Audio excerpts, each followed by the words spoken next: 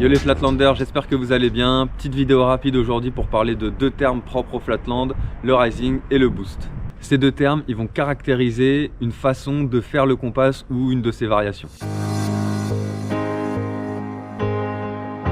On va commencer par le boost.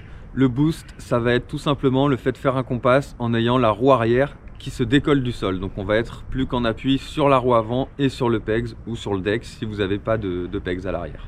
Ça marche aussi bien si on a les mains sur le guidon ou pas. Si on a les mains sur le guidon, il suffit simplement de pousser sur le guidon en fait pour faire décoller la roue arrière.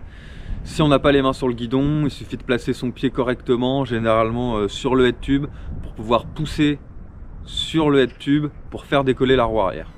Donc là vous voyez, je suis en compass, je tourne les deux roues au sol, je viens pousser avec mes mains sur mon guidon pour faire décoller la roue arrière.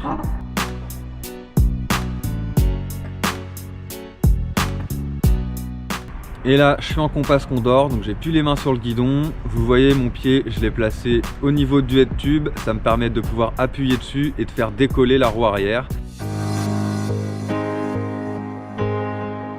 Le rising, du coup, ça va être l'inverse, ça va être le fait de faire décoller la roue avant quand on tourne en compass. Donc on va se retrouver uniquement en appui sur le pegs et la roue arrière. Le rising, par contre, du coup, il va être faisable que si on tient le guidon. Si on n'a pas les mains sur le guidon, ça va pas être possible de faire décoller la roue avant.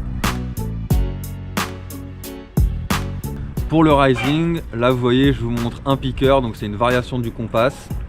Pour effectuer un rising piqueur, je vais venir tirer à l'aide de ma main qui est au niveau de mon collier de serrage pour lever la roue avant et tourner uniquement sur la roue arrière et le pegs arrière.